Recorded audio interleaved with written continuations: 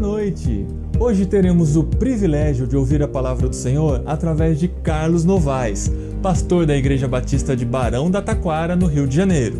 Ele foi professor do Seminário Teológico Batista do Sul, no Brasil, na área de História da Igreja e da Teologia.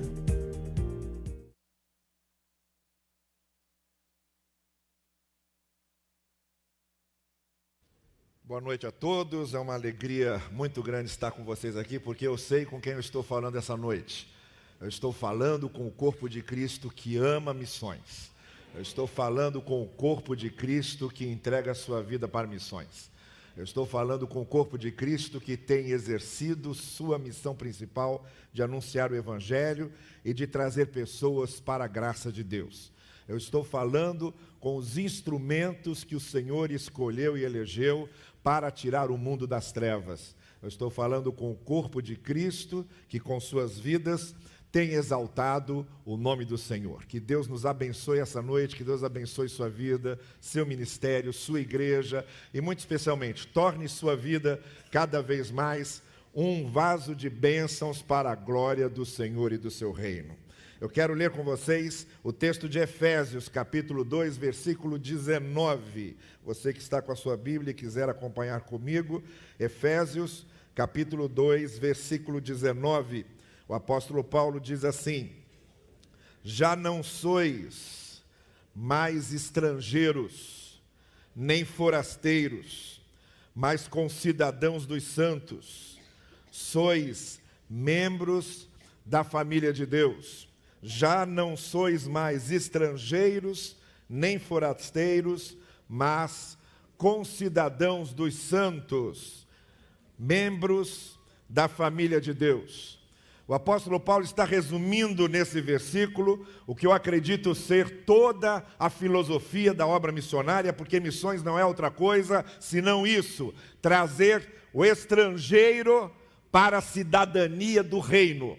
Trazer aquele que está fora do reino para dentro do reino. Trazer aquele que é forasteiro e torná-lo cidadão do reino de Deus. Nós ouvimos sempre notícias desses refugiados que tinham tudo na sua terra, tinham sua profissão, tinham sua família, tinham seu lar, de repente perderam tudo. E precisaram migrar para uma terra desconhecida, uma terra que não era deles. Eles eram alguma coisa lá e agora, numa terra estranha, não são nada. Precisam ser acolhidos, recebidos, são forasteiros e estrangeiros sem terra. Eu acredito que todas as vezes que nós olhamos para esse quadro, nós podemos nos lembrar de nós mesmos, porque o Evangelho nada mais é do que a descrição dessa nossa situação.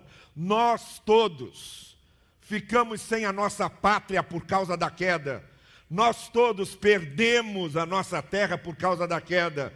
Mas o Senhor Jesus Cristo, pela sua cruz, recolhe esses refugiados e os torna cidadãos do reino de Deus. Nós somos esses refugiados que foram transformados em cidadãos do reino de Deus pela cruz do Senhor Jesus Cristo. Aquele texto de Marcos, de Lucas, daquela viúva pobre que vai ao altar e coloca as 2 moedas que ela possuía. Aquela mulher não queria absolutamente nada. Ela não estava negociando nada com Deus, ela estava apenas agradecendo. Ao colocar aquelas moedas, ela estava jogando tudo na graça de Deus e estava agradecendo pelo fato da sua vida estar nas mãos da graça de Deus. Gente querida, cada um de nós essa noite aqui, todos nós, independente da nossa situação financeira, ou do nosso status educacional, ou da condição do nosso trabalho, ou dos sucessos que tenhamos obtido, todos nós aqui essa noite, sem exceção, somos todos viúvas pobres que dependem da graça de Deus.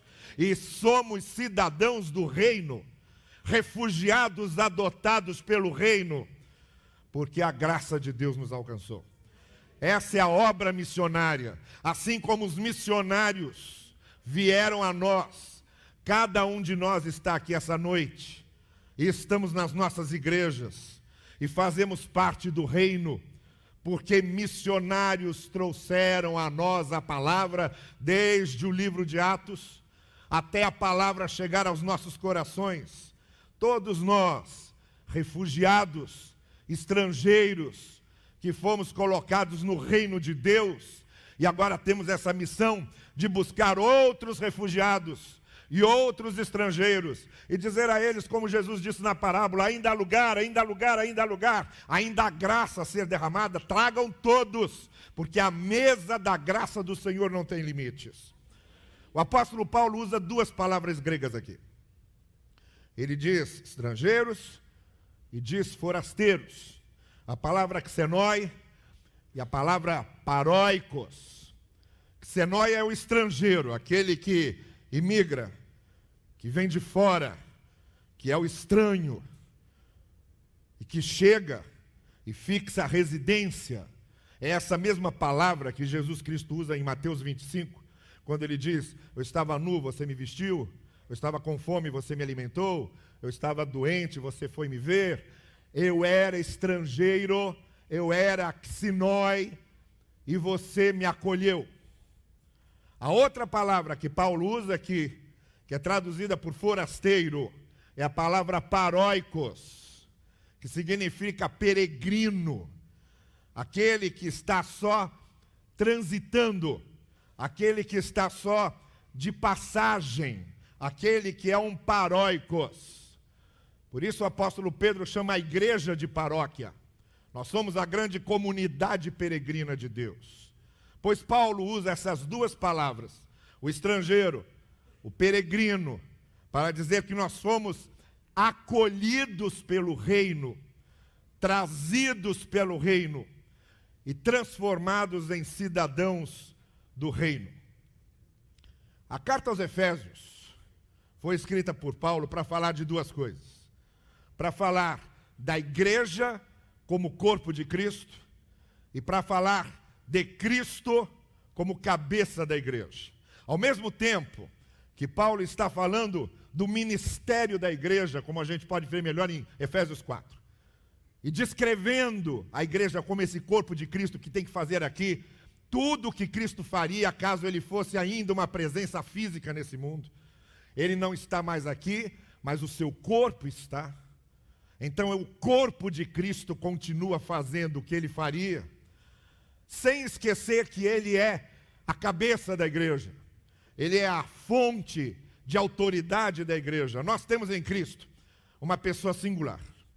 É uma cabeça singular, única, ímpar. É isso que nos motiva. Sabe de uma coisa? O judaísmo era cheio de denominações.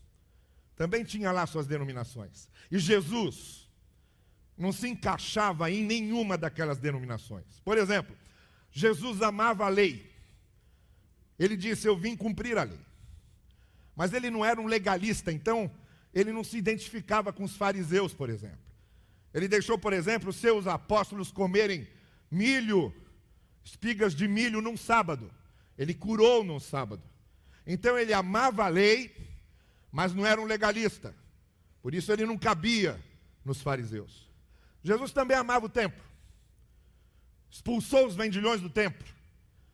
Mas ele não era um templário. Ele não era um refém do templo. O ministério de Jesus não foi feito dentro do templo. Foi feito nas aldeias. Foi feito nas vilas. Foi feito nas ruas. Então ele não cabia nos saduceus, porque os saduceus idolatravam o templo.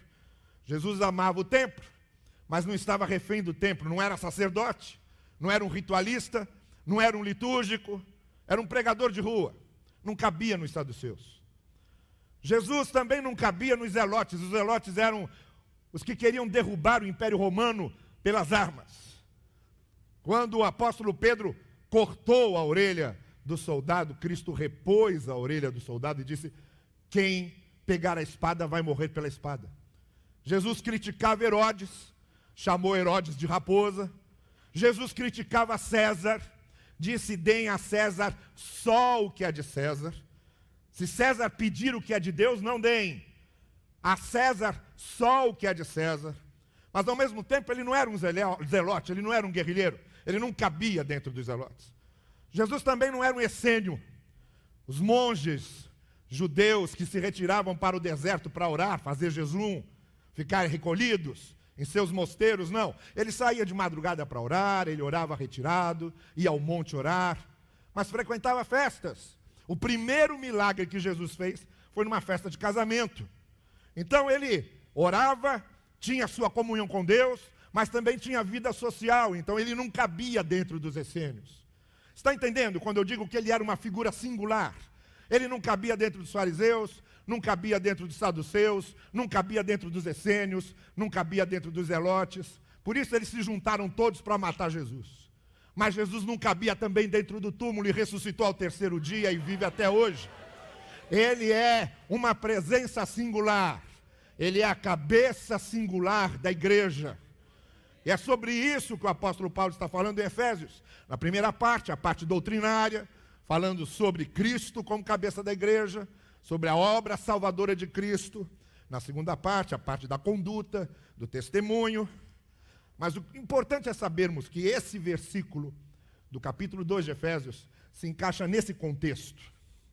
Cristo, cabeça da igreja, inventou a igreja, criou a igreja, trazendo estrangeiros de fora do povo de Deus para se tornarem cidadãos pertencentes ao povo de Deus, membros da família de Deus. Trouxe os excluídos para torná-los incluídos. Como o cego Bartimeu, do capítulo 10 de Marcos, estava à beira do caminho antes de Jesus passar, e quando Jesus passa, o texto diz que o cego passou a andar no caminho. Jesus traz da margem do caminho e coloca as pessoas no caminho. Deixe-me dizer uma coisa para vocês. A ideia do estrangeiro, nos dois testamentos, no Antigo Testamento e do Novo Testamento, sofre uma pequena modificação.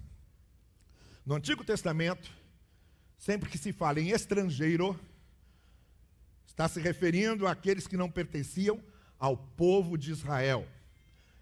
Eram os gentios. Os gentios, os que não eram do povo de Israel, eram os estrangeiros.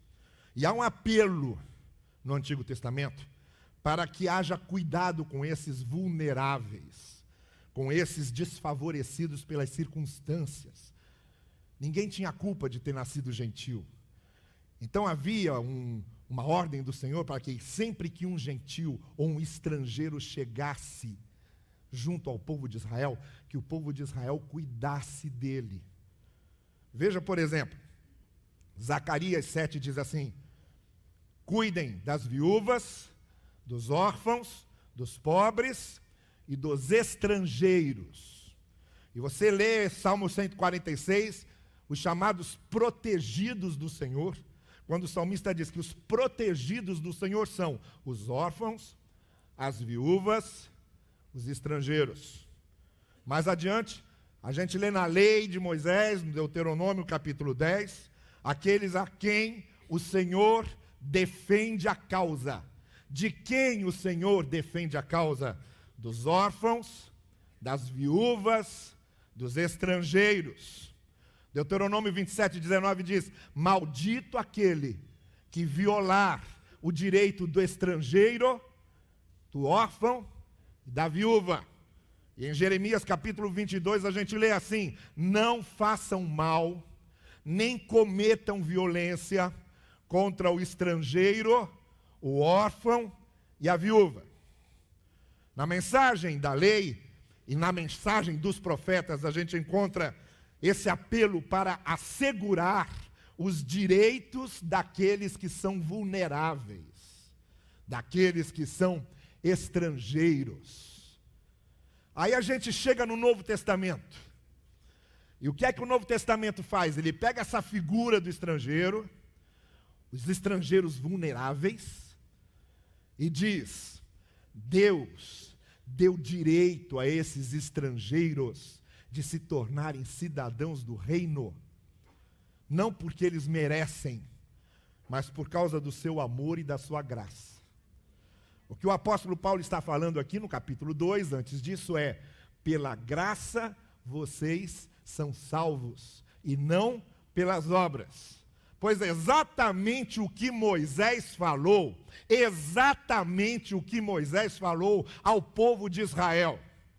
Se por acaso o povo de Israel começasse a imaginar que era por seus méritos que eles estavam eleitos, que era por seus merecimentos que tinham se tornado povo de Deus, Moisés lembrava ao povo o seguinte: vocês são um povo santo para o Senhor seu Deus. O Senhor, porém, não se afeiçoou a vocês, nem os escolheu por vocês serem mais numerosos do que os outros povos, mas foi porque o Senhor os amou. Nós estamos completando esse ano 500 anos de reforma protestante. Todo mundo fala de Lutero, mas se esquecem de Staupitz. Staupitz era o monge que ensinou Lutero a ler a Bíblia. Uma vez, John von Staupitz olhou para Lutero dentro do mosteiro e viu que Lutero estava com o semblante caído, entristecido. Aí ele disse: vamos conversar. Aí Lutero abriu o coração para ele. Lutero disse: eu vivo uma angústia, uma ansiedade, porque eu não consigo me sentir perdoado. Eu vim para esse mosteiro, eu me tornei monge para ver se eu resolvia isso e não resolve. Eu continuo dormindo com medo do inferno. Eu continuo acordando com medo da condenação. Eu não consigo me livrar da culpa. Eu não consigo me livrar do medo. Eu já tenho feito tudo para isso.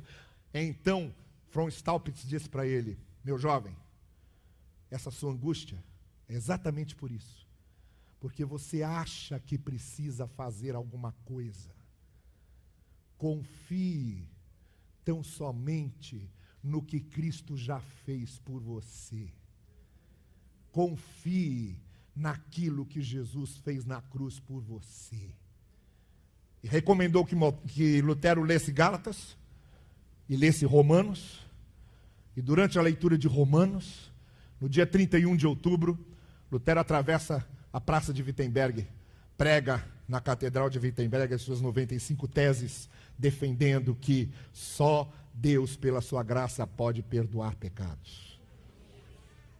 Graça de Deus, nós não temos merecimento algum. Que motivos Deus tem para nos deixar entrar no céu quando morrermos? Porque vamos à igreja? Porque fomos batizados? Porque participamos da ceia? Porque sabemos versículos de cor? Porque cantamos cânticos de adoração? Deus não tem nenhum motivo para nos deixar entrar no céu. Nós vamos entrar lá por causa do que Jesus Cristo fez por nós. Esse é o estrangeiro no Novo Testamento, o vulnerável, de quem Deus cuidou, viu que ele por si mesmo não podia fazer nada e fez por ele, e enviou seu filho. E aqui nós temos então a figura do estrangeiro, como nós mesmos, sendo chamados por Deus para, através de missões, buscarmos outros estrangeiros e transformá-los também em cidadãos do reino como nós somos hoje. A missão da igreja, a missão do povo de Deus, a missão do novo Israel é garantir os direitos assegurados por Cristo para aqueles que ainda não são povo de Deus, para torná-los cidadãos do reino. Então eu quero fazer com vocês algumas considerações a respeito disso. Preste atenção nisso. Quais são os pré-requisitos para que nós, como igreja de Cristo, cumpramos essa missão? Primeiro, a obra de missões precisa do conteúdo do evangelho. O conteúdo da mensagem missionária, o conteúdo da obra missionária é o evangelho de Jesus Cristo. Isso parece beabá? Não é não. Porque como aconteceu lá em Gálatas, hoje também tem muita coisa que parece o evangelho, mas não é. Muita coisa com cheiro de evangelho, mas não é evangelho. Coisa com cor de evangelho, mas não é evangelho. Coisa com voz de evangelho, mas não é evangelho. A igreja missionária de Cristo precisa resgatar o verdadeiro evangelho, porque só o verdadeiro evangelho é o conteúdo de missões. Essa história de parecer e não ser, me lembra um caso que o pastor Mário, meu amigo pastor Mário da igreja de Vila Jete, me contou a um grupo de pastores, no acampamento dos pastores batistas esse ano em janeiro. O pastor Mário disse que quando estava começando o ministério dele, tinha lá uma senhora, dona Neuza, que já estava em estado terminal de câncer. Ele chegou a visitá-la algumas vezes, mas ela não resistiu e faleceu. E aí veio o enterro da Neuza. Então estava o corpo da Neuza, a igreja reunida, mas em nenhum momento, em nenhuma visita que o Mário fez para ela, ela comentou com ele que tinha uma irmã gêmea. A igreja reunida, o corpo da Neuza no caixão, e aí ele lá da frente olha e vê a irmã gêmea da Neuza entrando. Aí ele olha para o corpo, olha para a porta. Olha para o corpo, olha para a porta. A igreja terminou de cantar, e ele mandou a igreja cantar outro hino para pensar o que ele ia fazer. A igreja começou a cantar de novo. Aí tinha um diácono do lado dele, diácono Monteiro. Eu conheci também esse diácono lá na igreja de Vila Jete. Aí ele chegou perto do diácono Monteiro e disse: irmão Isaías, quem é a irmã que a gente está enterrando hoje? Isaías falou: é a irmã Neuza. Sim. E quem é aquela que está lá na frente? Aí o Isaías olhou, arregalou o olho e disse: Virgem Maria, e saiu correndo pela frente. Deixou ele lá sozinho. Entendeu? Parece, mas não é. Parece, mas não é. Olha aqui para mim, tem muita coisa parecida com o evangelho, mas que não é evangelho. A obra missionária precisa do conteúdo do evangelho, do verdadeiro conteúdo do evangelho. Segundo, a obra de missões precisa de igrejas amadurecidas. Somente igrejas amadurecidas enxergam como Deus enxerga. A gente lê lá os problemas da igreja de Corinto. Você acha que o problema da igreja de Corinto era o litígio que tinha entre eles, a ponto de um entrar na justiça contra outro? O fato de celebrarem a ceia, tudo errado? O fato de terem bagunçado todos os dons espirituais? O fato de alguns não acreditarem na ressurreição? O fato de ter um carinha lá que transava com a madrasta e ninguém falava nada? A gente pensa que esses eram os problemas de Corinto? Não. O problema da igreja de Corinto, Paulo identificou no início da carta, quando ele escreveu: eu escrevo para vocês como estou escrevendo para crianças. Essas coisas acontecem entre vocês porque vocês são crianças. Amadureçam na fé. E quanto mais vocês amadurecerem na fé, menos essas coisas vão acontecer. A obra de missões precisa de igrejas maduras, amadurecidas na fé. Igrejas que, porque são amadurecidas na fé, elas têm uma compreensão adequada do ser de Deus. Como a gente entende Deus errado, e como a gente vê Deus errado quando a gente é imaturo. Olha, uma vez a minha filha mais nova, hoje está com 25 anos, mas na época ela tinha 11, 12 anos. Ela ligou para o meu telefone. Eu estava dirigindo, falei para ela: fala depressa que eu estou dirigindo. Ela disse: papai, eu tenho uma notícia ruim e uma boa para te contar. Então fala logo. Ela falou: olha, a ruim é que eu fiz prova de matemática hoje, errei tudo, acho que eu tirei 0. Falei: tá bem, qual é a boa? A boa é que a professora estava saindo da escola com as provas e foi assaltada, levaram o carro com as provas. Assim.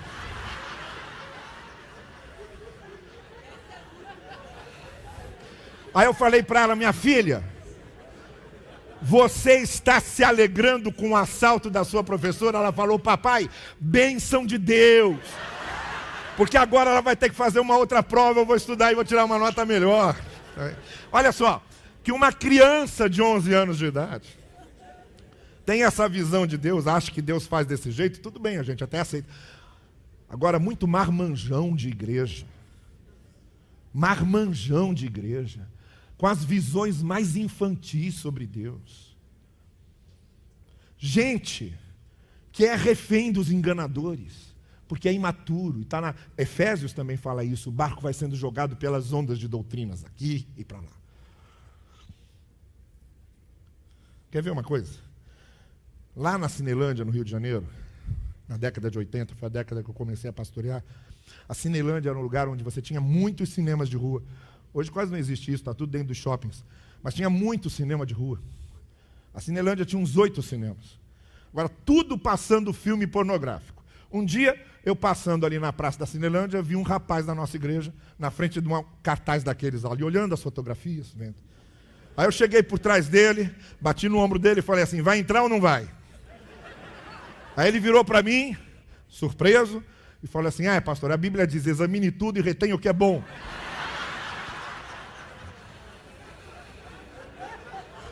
Não, senhor. A Bíblia não diz isso, não. Ele falou, diz sim. Eu falei, não, senhor. A Bíblia nunca disse isso. O que a Bíblia diz é o seguinte. Não desprezem as profecias. Examinem tudo e retenham o que é bom. Isso a Bíblia diz.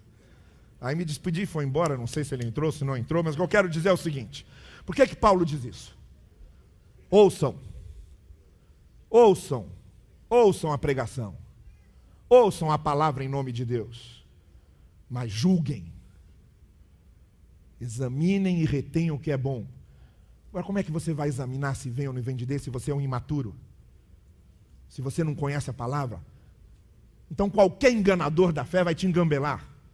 Vai te enganar. Vai passar o pé em você. Porque você não conhece a palavra. Você é um imaturo na fé. Qualquer vento te derruba. Eu recebi uma vez um telefonema de uma dona lá me dizendo, pastor, eu estou ligando porque eu queria pedir orações para o meu pai. Meu pai vai operar e vai tirar a vesícula. Eu falei, pois não. Ela disse, por que isso aconteceu com ele? A minha esposa é médica, então eu pensei que ela estava querendo saber do marido da médica por que uma vesícula tem que ser retirada. Eu já ia explicar, mas aí eu entendi quando ela falou assim, ele é crente há 40 anos. Como é que Deus permite uma coisa dessa? Eu fiquei horrorizado. Falei, meu Deus, o que é isso? Se uma cirurgia de vesícula, uma pessoa ficar questionando por que Deus deixou, porque a pessoa tem 40 anos de crente, não pode ficar doente, não pode ter que operar. Se fosse um tumor no cérebro, essa mulher se jogava da ponte Rio-Niterói. Gente que não é madura, é derrubada por qualquer brisa, não precisa nem ser um vento forte, não. Qualquer brisa, ele começa a questionar o amor de Deus. Então a igreja precisa do evangelho verdadeiro, o conteúdo de missões ao evangelho. E a igreja precisa de pessoas maduras, só pessoas maduras amam missões verdadeiramente.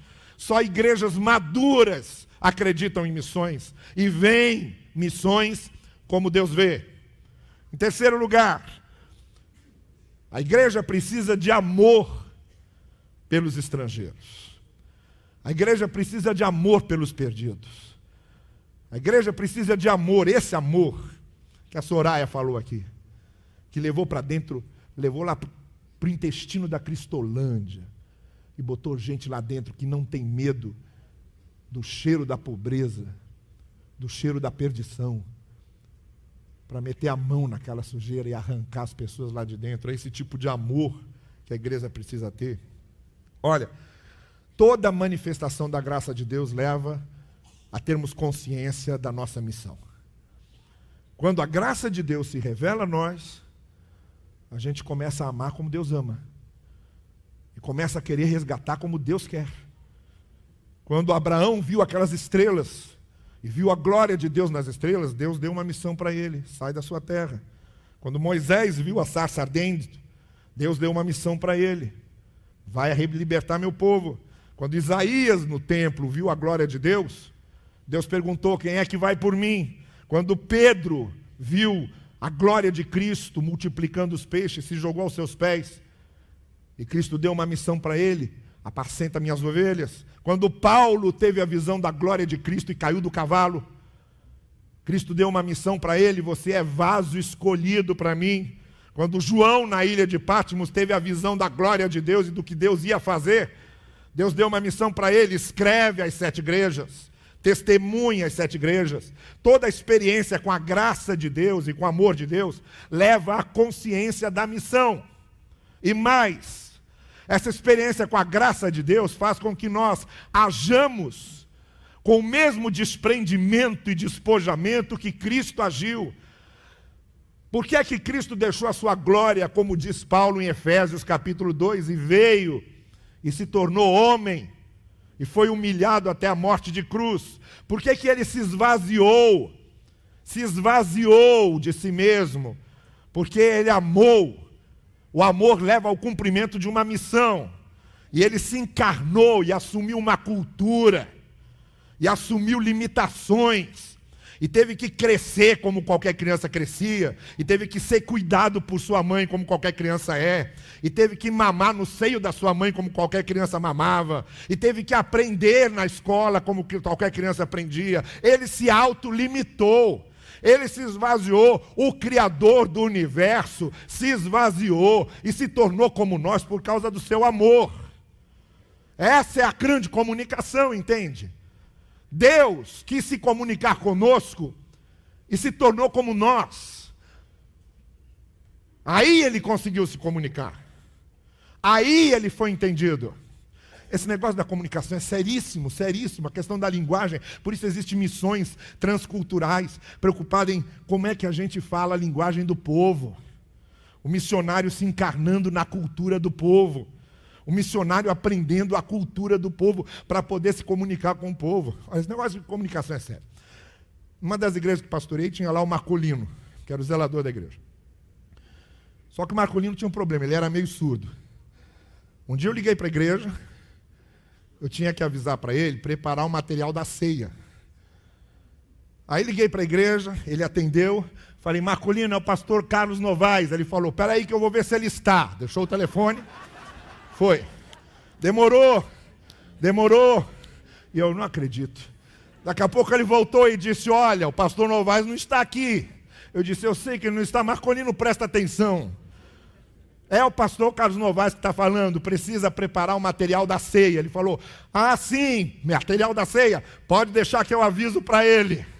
E bateu o telefone na minha cara. Aí eu liguei de novo. Liguei outra vez, ele atendeu. Falei: Marcolino, presta atenção, não desliga. Presta atenção, quem está falando é o pastor Carlos Novaes. Ele falou: ah, pastor, ligaram para cá dizendo que tem que preparar o material da ceia. Eu disse: eu sei. Eu já sei disso. Ah, já lhe avisaram? Então tá bom. E desligou o telefone de novo. Entende? Como a questão da comunicação é seríssima. Entende? Como é preciso saber se comunicar, porque a questão é difícil. Olha só. O filósofo Blaise Pascal dizia o seguinte: o homem quis ser igual a Deus e se perdeu. Deus se tornou igual ao homem para resgatá-lo. William Carey, que foi até hoje considerado o protótipo dos missionários, o pai de missões. William Carey, no seu projeto missionário, ele tinha 5 pontos. Primeiro, estudo profundo da cultura do povo. Aquele povo que você quer alcançar, estude profundamente a cultura dele. Segundo, use todos os meios possíveis para a pregação itinerante, para alcançar o maior tipo de gente. Terceiro, distribuição de Bíblias na língua do povo que você quer evangelizar, para que eles leiam na língua dele. Quarto, estabelecer congregações independentes logo que possível. Quando tiver uma congregação que já pode se manter, tornar a igreja independente para ela seguir seus caminhos. E quinto, treinar líderes autóctones, líderes nativos. Ele ia na contramão das antigas missões das aldeias inglesas, que primeiro traziam o nativo, transformavam ele num inglês para depois evangelizá-lo. Não, William Carey foi na contramão disso aí. Por quê? Porque ele olhava para aquele Senhor que tinha deixado a sua glória e se encarnou para se comunicar com a gente. Esse amor que precisamos. Missões precisa do conteúdo do Evangelho. Missões precisa de igrejas maduras. Missões precisa desse amor que se encarna. Desse amor que se entrega. E por fim, missões precisa de gente que esteja querendo ser instrumento de Deus pela sua vida, pelo seu testemunho, pela sua conduta, para abençoar os outros. Por isso eu disse para vocês que depois da parte teórica de Efésios, aí veio a parte prática. A partir do capítulo 4, Paulo vai dizendo como é que esses estrangeiros que se tornaram cidadãos do reino precisam viver para testemunhar do Evangelho e serem instrumentos para abençoar os outros. Porque Paulo sabia que a fé tem que levar à prática. Fé sem prática não existe. Fé sem vida não existe. Fé só de discurso não existe. Nós temos que ter uma vida que seja testemunho do que nós cremos. Nós temos que influenciar a sociedade e ser sal e luz da sociedade, como diz Cristo, pelas obras que a gente faz. Então é necessário que nós tenhamos essa disposição de nos tornarmos instrumentos nas mãos de Deus. Exerçam, diz Paulo em Filipenses, exerçam sua cidadania, a cidadania do reino, de maneira digna do Evangelho de Cristo. Vivam a cidadania que vocês têm de maneira digna. Vocês não são cidadãos da terra mais só, agora vocês são cidadãos dos céus. Vivam como cidadãos do reino, e só quando vocês viverem como cidadãos do reino, é que vocês poderão influenciar as pessoas. Porque as pessoas não estão muito interessadas no que vocês dizem. As pessoas estão interessadas no que nós fazemos. Elas olham o que nós fazemos, e não o que nós dizemos. Olha, mais importante que ter carisma é ter caráter. Mais importante do que ter dons de Deus é ser um dom de Deus para os outros. Mais importante do que receber bênçãos dos céus é ser uma bênção do céu na vida dos outros.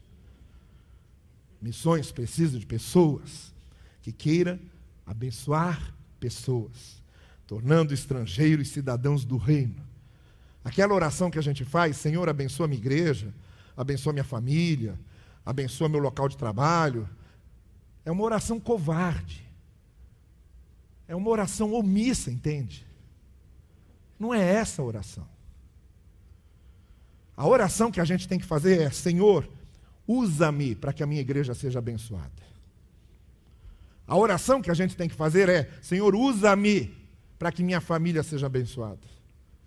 Senhor, usa-me para que o meu local de trabalho, aquele local de trabalho que eu estou, o ambiente é insuportável, o que é que eu estou fazendo lá dentro? Usa-me para mudar aquele ambiente. Eu não posso ficar fora do processo, entende? Eu tenho que estar dentro do processo. Eu não posso pedir abençoa a minha igreja, eu tenho que estar dentro do processo. Eu tenho que dizer: Senhor, usa a minha vida para que a minha igreja seja abençoada. Usa a minha vida para que a minha família seja transformada. Eu dentro do processo. E deixa eu dizer uma coisa para vocês. A gente pode conhecer os dois lados. De ser abençoado e de ser bênção. Eu também conheço os dois lados. E posso garantir para vocês que há uma alegria, há uma realização muito maior em ser bênção do que em ser abençoado. A partir de duas experiências que eu tive. Em 2008, eu contraí o bacilo da tuberculose, mas ele não se alojou nos meus pulmões. Ele se alojou no meu rim direito. E só fui descobrir depois de meses, porque ele não dá sintoma nenhum. Quando eu descobri, fiz o tratamento para a tuberculose, mas o meu rim direito já estava morto. Já não tinha o que fazer. Então eu tinha que operar e tirar o rim. Nunca tinha operado na vida. Mais de 40 anos sem nunca ter tomado uma anestesia. Claro que eu fiquei ansioso. Claro que eu fiquei ansioso. Falei para minha esposa, eu nunca operei, já vou estrear em grande estreia aí. Aí numa quarta-feira, no final do culto de oração, quando eu estava despedindo as pessoas, veio uma senhorinha, baixinha, franzina, magrinha, idosa. Chegou perto de mim, olhando para cima, porque ela batia no meu peito para baixo. Olhando para cima, ela falou, pastor, o que o senhor acha de mim? Eu fiquei sem jeito, nunca tinha visto ela, olhei assim, meio constrangido, e falei, eu acho que a senhora é legal. Ela falou, não, olha para mim e vê se está faltando alguma coisa. Aí eu fiquei mais constrangido ainda. E eu acho que está tudo em cima aí.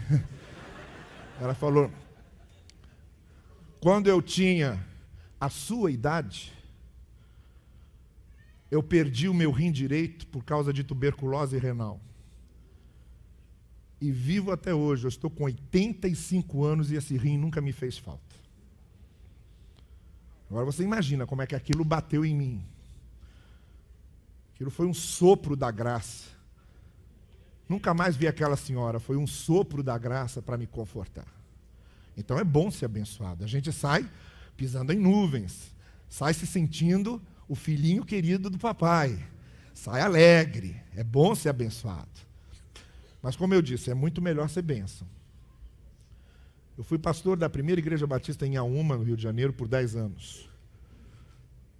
Teve um dia lá que eu fui procurado por um rapaz da igreja que me disse assim, pastor, a minha irmã engravidou do namorado, ela é adolescente ainda, ela está querendo abortar.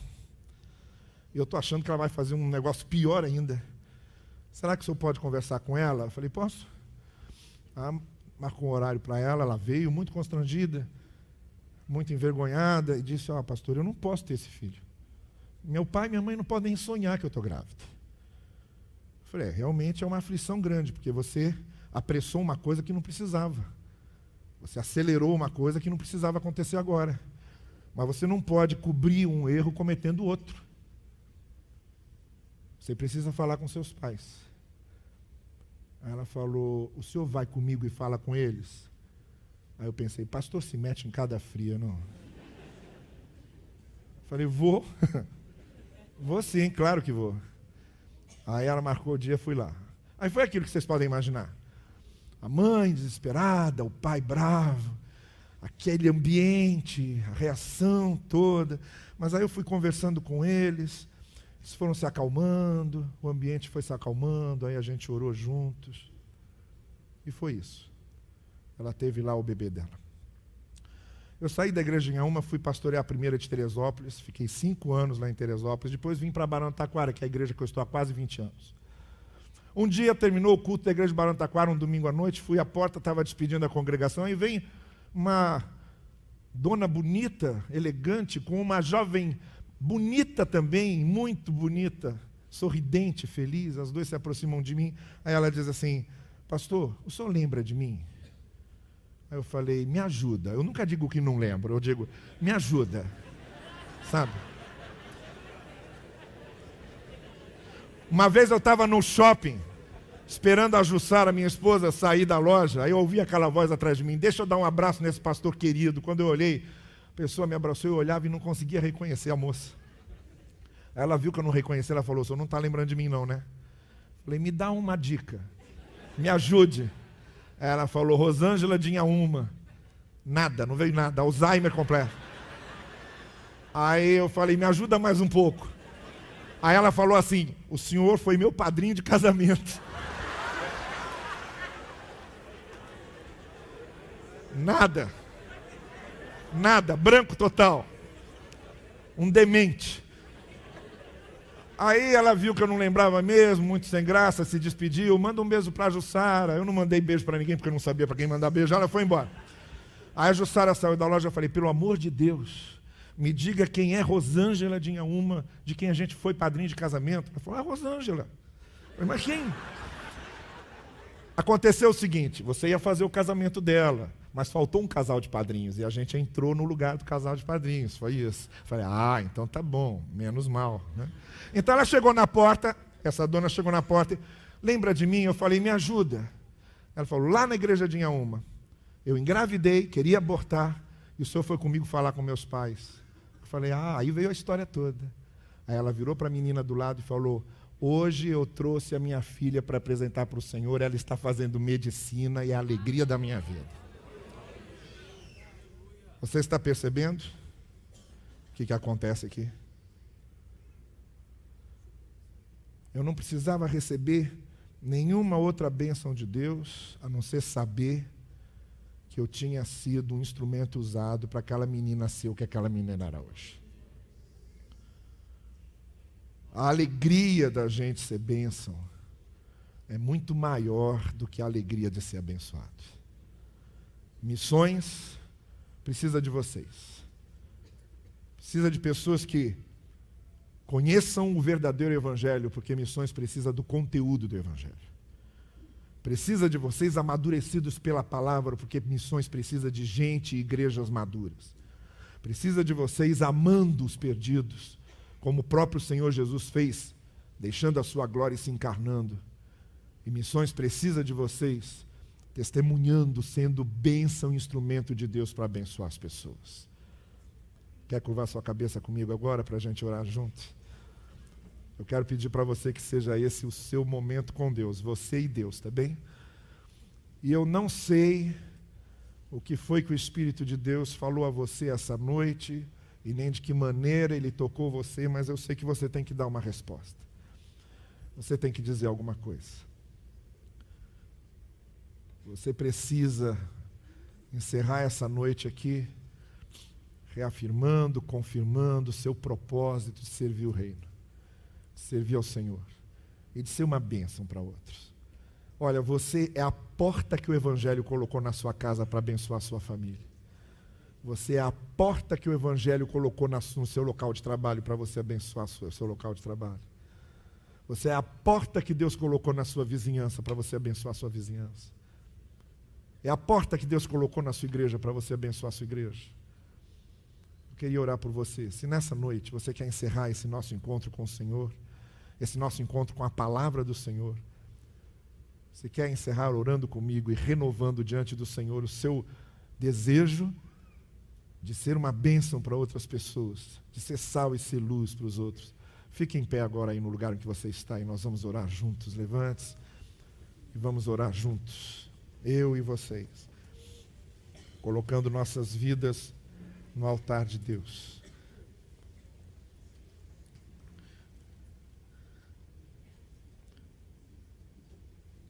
Feche seus olhos. A gente não fecha os olhos para não ver o lado de fora, a gente fecha os olhos para ver o lado de dentro, para olhar para dentro, para o nosso coração, e para apresentar o nosso coração aberto diante de Deus. Então vamos falar com Ele. Senhor, nós queremos ser aqueles que foram estrangeiros e pertencem ao Teu reino e agora estão buscando outros estrangeiros, para trazê-los para beberem da mesma graça, para beberem do mesmo amor, para beberem do mesmo Cristo Salvador. Usa as nossas vidas para isso.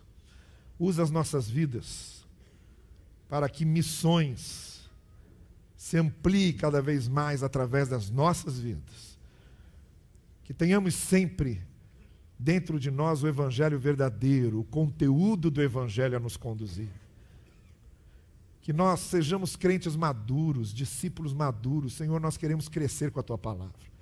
Queremos ver como Tu vês, amar como Tu amas, perdoar como Tu perdoas, ser misericordiosos como Tu és. Então nos ajuda a amadurecer para sermos isso.